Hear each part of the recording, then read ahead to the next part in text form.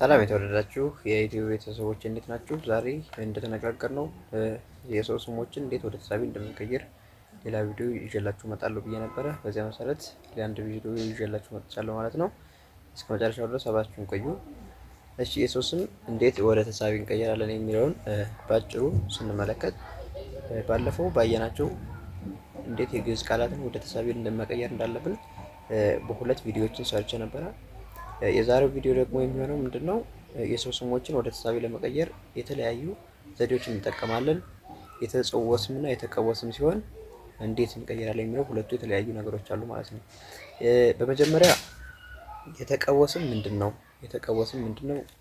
ሲቀጥል ደግሞ የተጸውዖ ስም ምንድነው የሚለውን እንመለከትና የተጸውዖ ስሞችን ወደ ተሳቢ ለመቀየር ምን እንጠቀማለን፣ የተጸውዖ ስሞችን ደግሞ ምን እንጠቀማለን የሚለውን አሳያችኋለሁ ማለት ነው።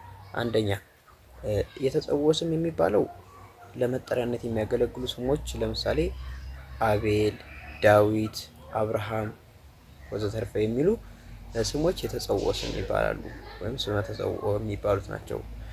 ሌላ ደግሞ የተቀውዖ ስም የሚባሉ ደግሞ የዘርፍ ስሞች ናቸው። እነሱም ለምሳሌ ተክለ ሃይማኖት፣ ክርስቶስ ሰምራ እንደዚህ የመሳሰሉት ስሞች ደግሞ የተቀውዖ ስም ይባላሉ ማለት ነው። እነዚህን ስንቀይር ወደ ተሳቢ የተለያየ መንገድ እንጠቀማለን ማለት ነው። እሺ በመጀመሪያ ወይ የተጸውዖ ስሞችን ወደ ተሳቢ ለመቀየር ምን እንደምንጠቀም ላሳያችሁ እስከ ምሳሌው ድረስ። ለምሳሌ የተጸውዖ ስም አብርሃም የሚል የተጸውዖ ስም ምሳሌ ስለሆነ አብርሃም የሚለውን ወደ ተሳቢ ለመቀየር አብርሃምን ለማለት ከፈለግን ግዴታ በመጨረሻው ላይ ሀ የሚል ትራስ እንጨምራለን ማለት ነው። ይሄ ትራስ ይባላል። ስለዚህ ሀ የሚል ፊደል በመጨመር ወደ ተሳቢ መቀየር እንችላለን ማለት ነው። አብርሃም ሀ ካል አብርሃምን ለማለት እንጠቀምባታለን ወይም ለተሳቢነት እንጠቀማለን ማለት ነው።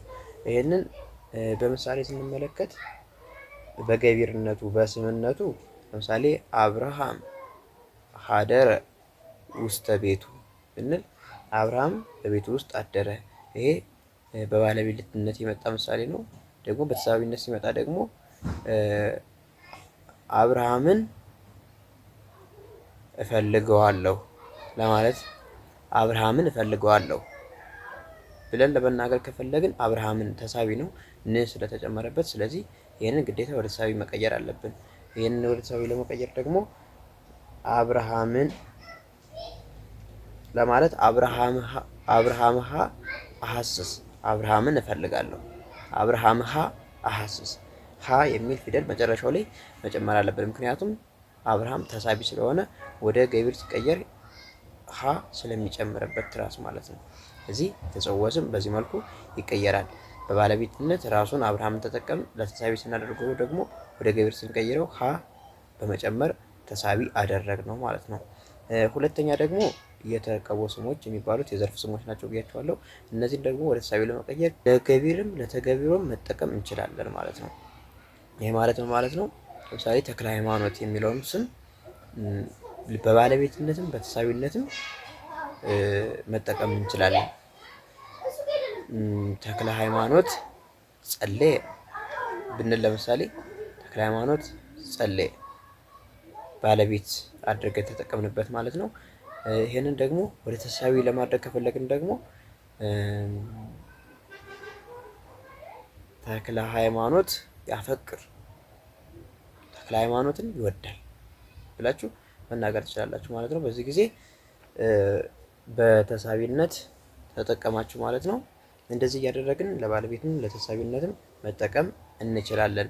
ምን ከሆኑ የተቀውዖ ስሞች ከሆኑ ወይም የዘርፍ ስሞች ከሆኑ ማለት ነው። ስለዚህ በአጠቃላይ የተጸውዖ ስም ከሆኑ ዳዊት፣ አብርሃም፣ ያዕቆብ ሌሎችም እንደዚህ ከሆኑ ሙሴ። አሁን ሙሴ የሚለውን ራሱ ለመቀየር ከፈለጋችሁ ሙሴን ለማለት ሙሴ ሙሴሃ፣ ዳዊት ዳዊትሃ፣ አቤል አቤልሃ እያላችሁ ወደ ተሳቢ መቀየር ይቻላል ማለት ነው። በእነዚህ ዙሪያ ጥያቄ ካላችሁ መጠየቅ ትችላላችሁ። ኮሜንት አድርጉልኝ። ከተመቻችሁ ደግሞ ላይክ እያደረጋችሁ ሰብስክራይብ ብታደርጉ ደስ ይለኛል። ቀጣይ ሌላ ርዕስ ይዤላችሁ እመለሳለሁ ማለት ነው። እስከዚያው ድረስ መልካም ጊዜ